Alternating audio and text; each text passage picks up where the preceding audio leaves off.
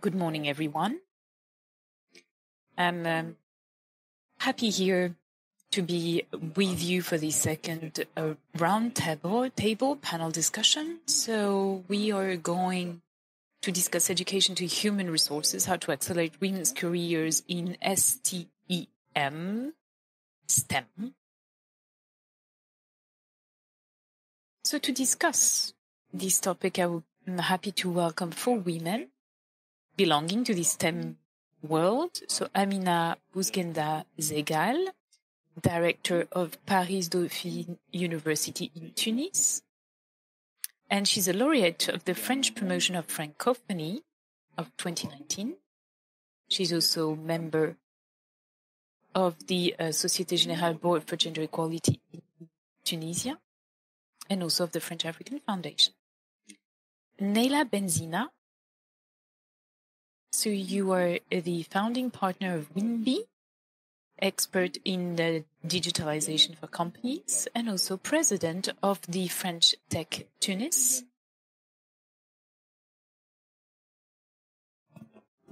And also Hend Sherbini, managing director of Intergrated Diagnostics Holdings, present in different markets in the Middle East and Africa. And Giros, Senior Executive VP in charge of international and industrial key accounts at SUEZ France, and you also are in charge of a Middle East and Africa. So to introduce our topic for today, so some background. So when we talk about technology and the Arab world, we actually realize that the Arab world is actually doing a lot. So we saw that one out of 3 here companies in the technology world created, 1 out of 3, as I was saying, are led by women. Therefore, it's huge compared to the Silicon Valley, where this number is only 17%. And between 34 to 57% of students in the Arab world, women students, decide to study agriculture, science, or technology. However, in the labor market, they're not as active. So this is a paradox. And that's why we've discussed empowerment for integration of women in the technology world. And that's why I've got a first question for you, as an engineer, Neila Benzina. So have you observed also in your career these difficulties? So just to try and improve. So thank you very much, Quentin. So indeed, as the French Tech president, but also as a co-founder of the Holberton School, to train engineers, IT engineers with a different method, innovative method based on platform training and on inclusion, as there's no prerequisites to integrate our school or financial prerequisites. So to answer your question, I think as you said, in our region, we have a lot of young women that, for example, study scientific curriculum. So we have a lot of girls in engineering. But however, there is still a glass ceiling.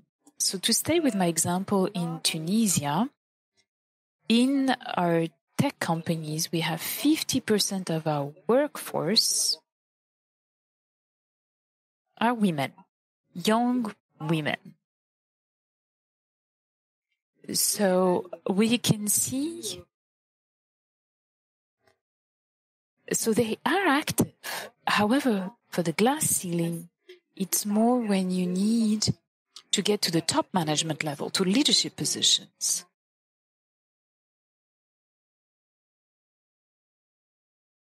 So it's really also about the work-life balance that needs to be comfortable.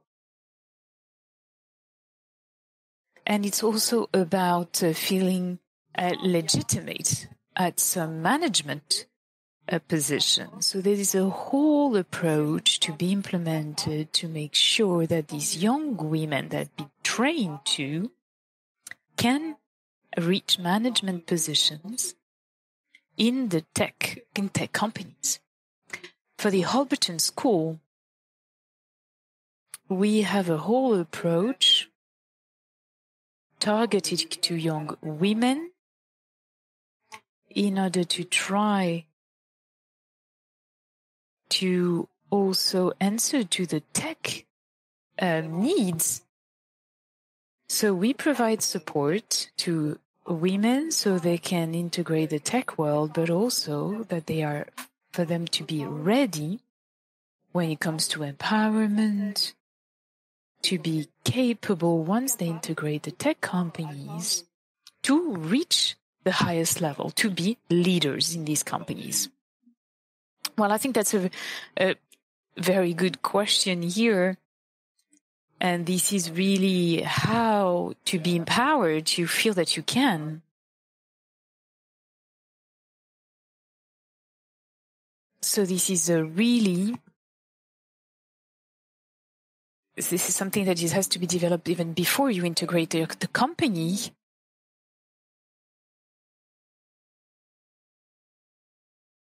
So for Dauphine, Tunis, or maybe somewhere else, do you think that maybe with some different trainings, different modules,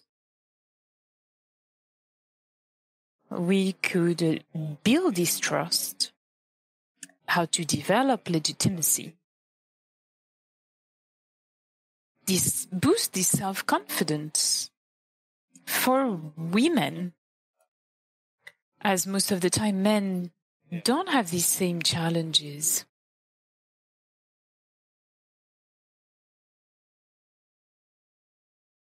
So maybe the education should be different, the training should be different when it comes to building this trust or this confidence. Good morning, Quentin. Good morning, everyone. Thank you for the invitation. I think it's a very good question.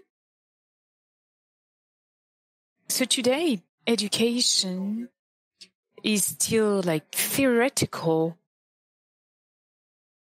And I know that new trainings, such as, for example, Neila mentioned, which is based on experience, I think it's important to also, it's also needs to promote more practical self-development, sharing experience. And it's very important for university to really, to show them role models, to show them the reality of tomorrow. So we know that today at university, we don't have any issues with integrating women in. I think we've got more women than men in Tunisia. So, for example, economy, we've got 60% of women. Mathematics, organization, it's going to be 50-50. And I heard Mrs. Correza earlier that would be good. So the perspectives here are good. So the difficulty, as Neila mentioned, is that then when you step in the job market and the management positions, then there's only like 10% of women. despite the fact that the women have the skills. So this is a waste, of course, business waste and social waste. So we need here to multiply exchanges with the role models. And if I take the example of Dauphine, Tunis, on top of the usual training part of the curriculum, we also created different groups, networking groups, with open campus seminars where we have created these links, and actually Neila did participate in one of those seminars. And that's essential because you can be influenced by hearing a role model, such as Neila, for example. And it's good. It's very positive. It's important also within the forums. We had an economic forum organized in Tunisia for the visit of the President Macron. So we also organized the forum, but we also have digital meetings, and I think it's important to continue with these online meetings even after COVID. But on top of all this, we need to create a link between the role models and the students. So they need to really be role models to illustrate the values and to influence these young women. They really need to have a strong impact, so they need to be close to the students.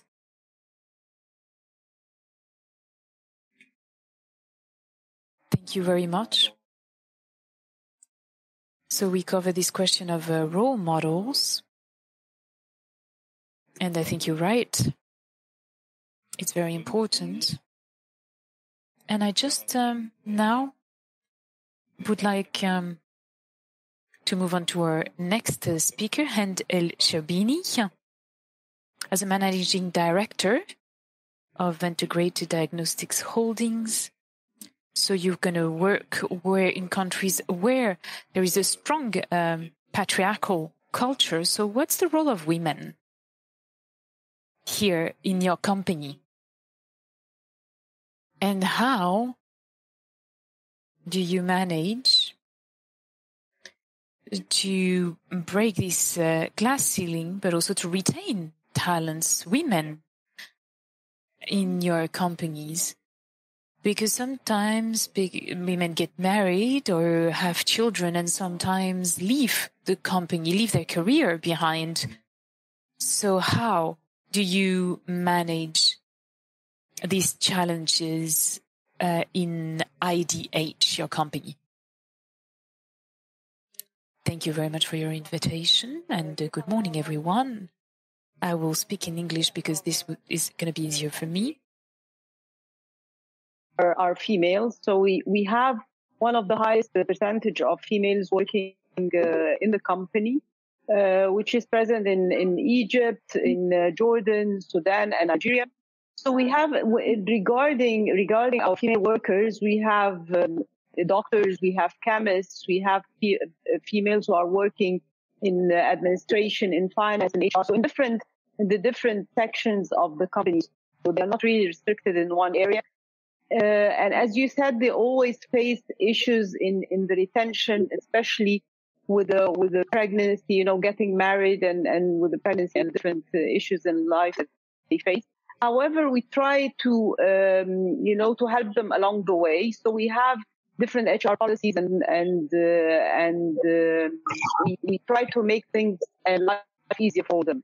One of the things that we participated in, and we think it's quite important, is that we started doing the EDGE gender diversity certification. And this is a certificate to help us to have a more diverse workforce and inclusive culture in the company. We collaborating with IFC in doing that. And this will make us the first healthcare provider in the Middle East and Africa to be certified. And I think this is very important. We look at all our HR policies and the procedures. We look at all our data. We do an employee survey to look at what people, what do they think about the company, about their workplace, what do they need, more in the term of helping them to stay on board and to continue working. And I think it's very important to have this, more inclusive workforce. The benefits are quite extensive. One of them is definitely improving financial performance of the company. If we have, around 50% females, it's more of a keeping a healthy pipeline, because most of our female workers are really talented, and it's very hard to keep them. We also try to have this retention of these best talents. They have a very deep insight of our customers, and this will definitely help in the overall performance of our company. Okay. Thank you, Hend. Juste pour rebondir sur ce que vient de dire El Sherbini, Anna, Giros, And just to bounce back here on what's just been said, like for IDH, do you think that diversity and gender equality is a strategic objective when it comes to business, such as, for example, the digitalization of a company? Yes, indeed. The diversity, the inclusion of women, all these aspects are essential for the future. And I'm convinced that for the future, we will need to implement that. We are in a world more complex, where you need to be flexible. And here, women and men have a role to play. So it's important, because if we don't encourage women to integrate our world, then it means that, of course, we're not going to have access to 50% of the talent. Because for different aspects of the business, I think it's essential to have also good diversity at leadership positions, of course. And I think it's also about synergy. It's also about here all these elements that are very important. And that's really a strength. That's a way you can work as a team. You create teams that are a lot more dynamic, where you create respect. So I do think this is the key of success. It's not always easy. And for us, this is a real involvement. This is real engagement at the level of our strategic planning. And also we work with a network, with the mentoring actions. I think this is a very interesting aspect here, because what is important is it does make the difference with our employees, and that's very important to be complementary. Vous parliez de mentorat, comment ça se traduit dans les faits? Est-ce qu'on peut avoir un petit peu de... To mention, and we'd like to notice. We've realized that if we didn't take this subject very actively and in a practical way, we wouldn't be able to change things. And we wanted to have stronger teams, especially in the management sector. In 2018, we had 26% women in management. And our objective is to be able to earn on the same level. So there is a very strong progression towards management. That's our objective. And also we want to find a work-life balance, as we said previously. It's very important for women. And I think that for men, it's important as well, this aspect of things. We have some mentoring programs on the regional level and also in smaller groups. And we have created about 30 networks in various countries where men are also part of these networks. And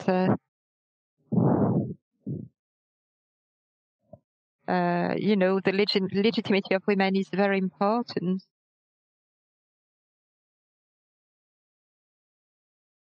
Sure that things are equal for everyone, and that's our objective. I remember when I was preparing this round table, you told us about the importance. So what is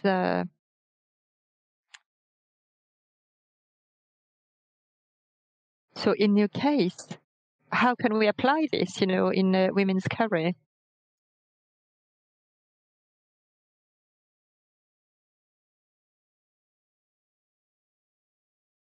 I'm really convinced that within networking is very important for men and women, of course. And for women, it's very important to realize this because men are aware of it, whereas women have to develop this. They have to be encouraged to network. We have to work in cooperative community level and be stronger together. So the networking can take place within the existing networks where men are present. For myself, very early on, I've integrated networks in technology, in the main actors in digital sector, IT sector in Tunisia, and I've created a women forum. I'm an ambassador for various initiatives of this type, and to me, you have to network within these networks, but also bring other women within these networks so that they can see the value for themselves. When we are in a professional world, we have to get out of the everyday situation and discuss this, you know, with other people, to network with people who can help us open doors to go further, to understand some things, and to progress a lot quicker in this way. When you integrate networks, you also give and contribute within the corporate level, and you receive. And we have to integrate this very quickly. It's not about just changing your business to company, work on the performance of the company, but change the industry as such and the conditions, working conditions in a country, a region, or within an ecosystem. And once the women take this contribution seriously, this positive contribution, beyond the borders, behind the country, the sector, then they are a lot more powerful and have a lot more impact, a greater impact. And this will enable us to jump forward in what we are doing. And to talk about my personal experience, I created a company within the digital world, which I sold 2 years ago to the Range Group. And I launched several of the companies, men networks and women networks too. And my friend with Amina was started when I did this. So it's very important for women to be aware of their ability to change, to start projects, and to help one another. And, in order to have a more powerful network without discriminating men, on the contrary, have to rely on men who will, of course, bring us something, as we do. I think networking is very important. We have to be aware of that, and we have to bring these women to these networks and make them aware.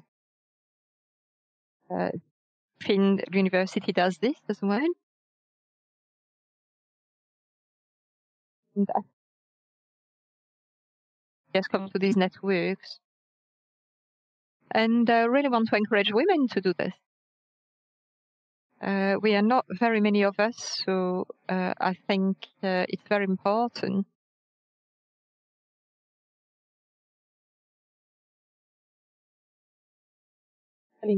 Quite difficult. So you're telling us that difficult to hear. So you're telling us that women don't have the reflex, the it's not part of them to do these things, to create networks, to be part of them, etc. Can I carry on, or shall I give the floor to someone else? Maybe I can answer. I'm not quite sure whether to carry on or to let somebody else speak. But anyway, since I'm talking, I'll carry on. Men carry on talking in a restaurant, they have a drink, and, they do it in a much more relaxed way. And statistically speaking, they gather together, they join different networks, generally speaking, of course. But as women, we are more perfectionist. We forget sometimes this side of things, this networking side of things, which allows us to progress, to, we have to make an effort, and we have to enjoy what we're doing, and we have to organize ourselves while we're doing this, and be aware and be convinced that these networks are going to help us. So I'm going to give the floor to Amina now. Yes, I totally agree with what Neila said. There is a cultural parameter in the Arab world. In the Middle East, the men meet and they share, they discuss things. They naturally network together, which doesn't exist with women. In countries like ours, in Tunisia, it's less obvious, but there are certain habits which make things easier for men rather than women at that level. When we, engrossed in our work, we ambitious, things happen naturally, and I've never been aware that I was networking, but I've noticed that my friends are professional friends, so to say. We've carried out projects together, we work together in such or such organization, and so that's when we realize that networking is exactly this, working together. We do this a lot more within the women groups. And there is the traditional weight of tradition, which is the tradition belonging to men. And very strong culturally, this men culture. With regards to higher education, do you think it would be good to have, awareness campaigns for men and to deconstruct, destroy some stereotypes within companies? Rather than saying, let's see what such and such woman has proved in her career, rather than seeing her potential. That could be an interesting approach. Maybe some awareness campaigns would help to do this. I'm not sure if any are present in your country. Maybe we should integrate these in higher education. Who is this question for? Oh, is that for me? Okay. Yes, sorry, I should have listened a little bit better, said the speaker.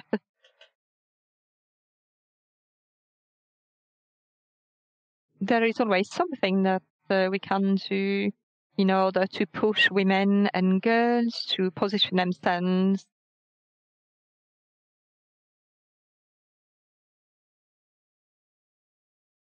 with the question of men that use culturally to networking, and maybe we could make this more legal, and maybe destroy some stereotypes and make them aware that there is a bias against women within companies. Yes, I think Ellen should answer this question, actually.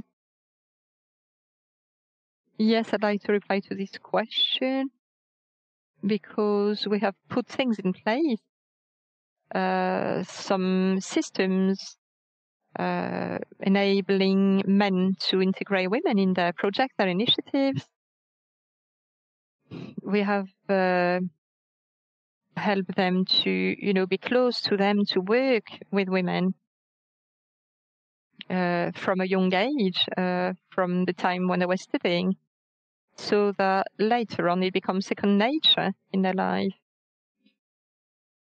We have set many projects and initiatives of this type, and these have really helped them to be more at ease, to accept women, to include them, and for this to become second nature. Once again, positive discrimination, which is being mentioned in boards, company boards, in associations, networks, is very important. We have to go through a step where we push things, we encourage men to accept women within networks, we sort of force them to do it, really, for everybody's good. And to come back to the education question, regarding schools, I think, this should be really important to work together within projects, within play learning, where men, women, young boys, young girls will work on specific projects and transform these in projects which can be sold later on, which can be applied. And I think it's very important for men to accept and work with women a lot easier.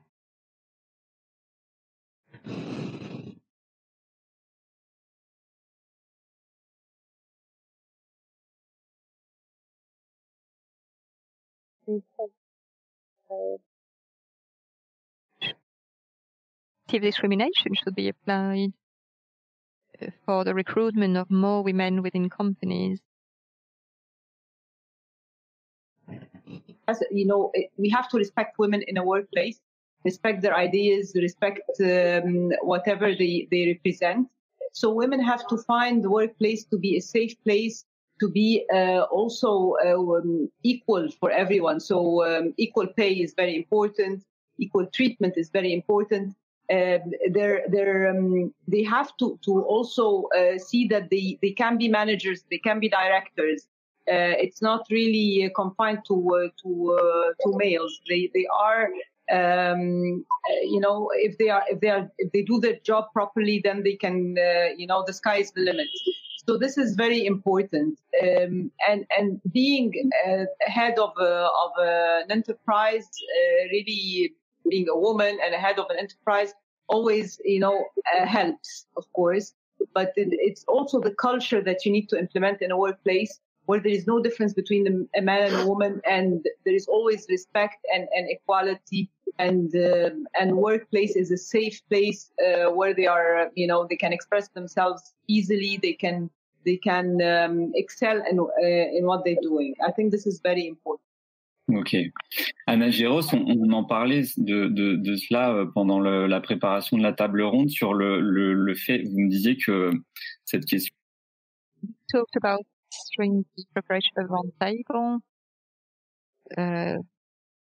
We realized this was very important during recruitment, that things had to be changed in the way that we are introducing some positions in human resource.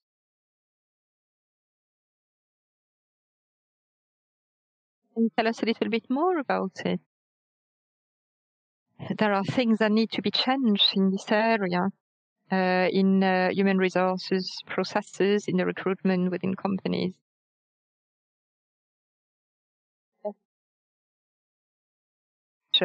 Women within companies. But this is not enough. You talked about three things that are very important. First of all, yes, you said women are perfectionists. We don't have the sense that we have fun as a woman, as men do. We have to enjoy our work, have fun while we're working, and we have to have co-workers who complement us. Within networks, we have to make sure that things are right in order to progress professionally. Secondly, with regards to creating the right environments to succeed, I think it's very important. We have to want to do things. We have to be encouraged to progress, and we have to create mixed projects where together we know we are going to succeed. So we succeed commonly as men and women. And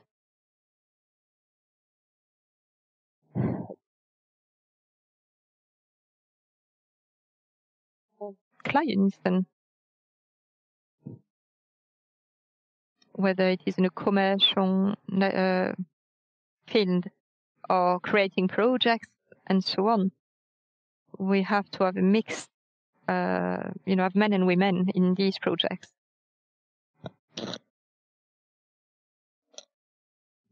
We have then a common experience and a common story, which encourages diversity for men and women.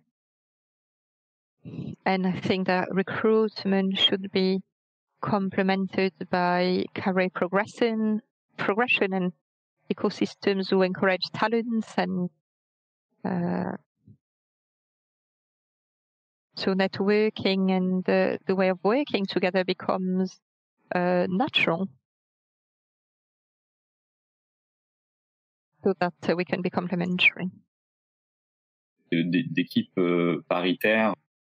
So to illustrate this point here, when it comes here about inclusion within the teams, gender equality within the teams, well, I have one example here because I actively participated, actually. So in Africa, last year, we mobilized a team in Senegal because we won a large project concession in the water sector. So that was a very good, very interesting, and that was essential. And mobilizing this team in Senegal, it's something that we did in 6 months. And the leader of this group is a woman. And it's very important because we wanted action, we wanted a real dynamism. And despite all that, we chose a woman with a strong leadership. And this is why we created this whole branch. And there was a very good gender equality between the technicians, the women as leaderships. So that was a very good experience. And I think it is one of our successes. And of course, then we had the COVID situation too, so we had to adapt, and we were very resilient within that team, and I think that's very important. Again, that's another part of our success. So you actually talked about the pandemic right here, and that's a great transition. Thank you. Quentin, if I may, I just would like to come back on answering that question. So to educate men, to integrate women. So Neila did answer. And I think we don't have this problem in Dauphine as we have a majority of women. So it's more women integrating, men here. So really, however, I think it's still very important to train. So to raise the awareness. So we do not lose this leadership. So once they enter their professional career, once they're married, once they have children, it's very important to continue. And I'm also member of the gender equality of the Société Générale Council in Tunis. And the Société Générale recruits new recruits through exams. So the first positions are also always women. So basically they're trying to recruit more men than women. But then the problem the Société Générale is having is when it comes to developing your career, reaching management position, they struggle to find women. So that's why in Dauphine, we really try to emphasize these aspects, also their participation in different organizations. So in Dauphine, we have also relationship with the organization called the Women Mathematicians in Tunisia. So that's very good because we can organize these type of partnerships with the women forums, with international women organizations, and all these partnerships are important because that's about promoting and developing their career. It's not only about the first steps, it's about developing and reaching management. We've got 1 minute left. So I just have a question about COVID. There's a lot of studies saying that women are really the big losers of the COVID crisis. And I have a question.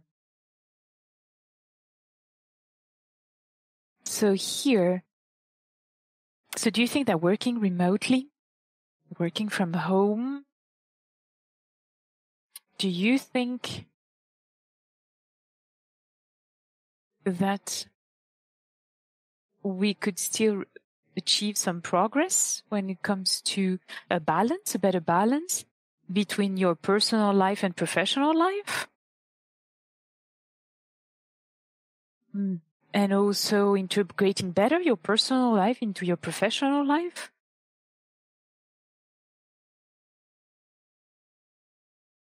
So do you think there is some progress? Some positive aspects of these health crises? Neila? That's right. When it comes to technology, the pandemic made things very different. With home working, I saw a lot of tech companies, and also within my teams, people that couldn't do any more like on calls in the evening, that were able to do so this time because this was from home. So they could work from home. So I believe that this will open doors and assure that flexibility is possible, flexi-time is possible, and the tech companies worried about the performance realized that here again in the tech world, that really performance is maintained, and sometimes actually the productivity is even higher with home working. Therefore, I think that we worked from home, we worked more, we were comfortable working from home, and I believe that, of course, it wasn't without difficulties like connection problems, sometimes having children home as well and children to manage. But why not for the future? I believe that by example and being forced by the COVID, things have changed. Very good. Well, so that's the why not idea. I do apologize. I will not be able to give you the floor anymore as we have to conclude with 3 minutes over time. Thank you very much to the four of you. Thank you very much to those listening to us. Thank you for the organization of the Arab World Institute. So we have a 15-minute break, and the next round table is about reaching high-level career into traditionally male-dominating fields. Thank you very much, and we'll see you in 15 minutes. Thank you.